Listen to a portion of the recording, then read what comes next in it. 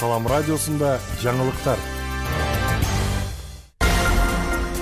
Саламатсызбы, ардактуу угарман, 27 апрелге алынган жаңылыктар түрмөгүн мен Айжамал Амирова таныштырам.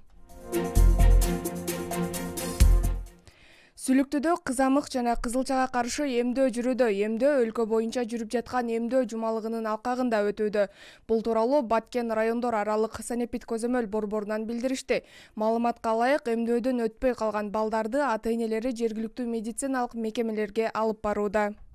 Быйыл болсо биз ушул кызамык оорусунун күч алгандыгына байланыштуу ушул кызамык жана кызылчага каршы пландуу түрдө иммунизацияларды 95%дан кем эмес камтууну күчөттү. Ошондой эле эмдөөдөн баш тарткандардын арасында эмдөөлөрдү жүргүзүү боюнча иш-чараларды өткөзүп атабыз. Мына жерлерге кыдырууларды күчөтүп, азыр үймө үй кыдырууларды күчөтүп, түшүндүрүү иштерини жүргүзүп, ар бир ГСВ ФАПтарга барып, балдардын форма 63-төрүнү, форма 112-лерини ар бирине ревизия кылып, эмдөө алгандарды аныктоо максатында ошол ревизияларды өткөрдүк.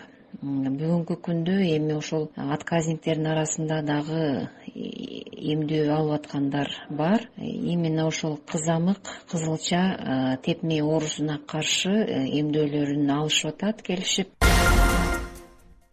Белгилей кетсек, Кыргызстанда 23 апрелден 29 апрелге чейин Европалык эмдөө жумалыгы жүрүп жатат. Анын алкагында эмдөөдөн өтпөй калган 1 жаштан 6 жашка чейинки балдар кызамык жана кызылча ооруларына каршы эмдөөдөн өтөт. Баткенде уурулук кылып, изин жашырып жүргөндөр кармалды. Бул тууралуу облустук милициянын басма сөз кызматы билдирди. Ушул жылдын 6 апрелинде арыз менен Баткен районунун Суу башы айыл аймагынын тургуну 25 жаштагы жаран арыз менен кайрылган. Анда үстүбүздөгү жылдын 10 февраль күнү түн ичинде спирт ичимдиктерди, унаага керектөлүүчү майларды жана акча каражатын жашыруун түрдө уурдап, изин жашырып кетишкенин билдирген. Арыздануучуга 25.620 сом материалдык зыян келтирилген. Бул окуя боюнча тергөө амалдары башталган. Кылмыш иликтөө бөлүмүнүн кызматкерлери тарабынан ыкчам иликтөө иштери жүргүзүлүп, кылмышка шектүү катары Баткен шаарынын мурда соттолгон 25-21 жаштагы тургундар кармалып, тергөө кызматына өткөрүлүп берилген. Учурда тергөө амалдары жүрүп жатат.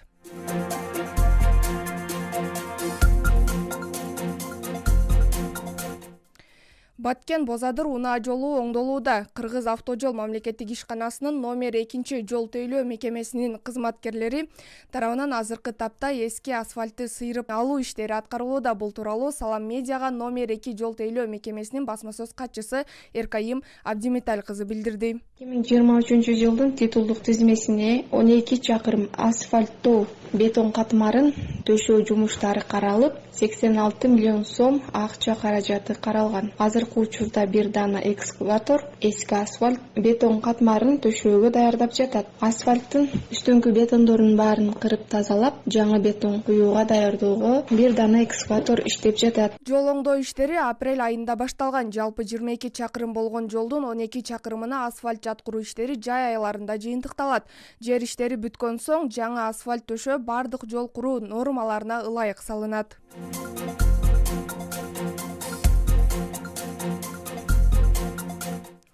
Ташкентте автоунаасыз күн акциясы өтөт. Өзбекстандын баш калаасы Ташкент шаарында 28 апрелде автоунаасыз күн акциясы өтөт. Бул тууралуу шаардык акимчиликтин басма сөз кызматы билдирди.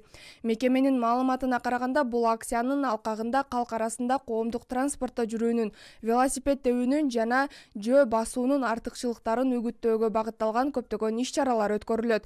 Биринчиден, бул иш-чара калк арасында дени сак жашоо образын пропагандалоо катары маанилүү болсо, экинчиден жаратылышка уулуу газдын чыгышын азайтып, айлана чөйрөдөгү туруктуулукту сактоого түрткү болот, деп жазылган акимчиликтин билдирүүсүндө. Ошондой эле автоунаасыз күн акциясы дүйнөдө 1995 жылдан бери өткөрүлүп келери белгиленген.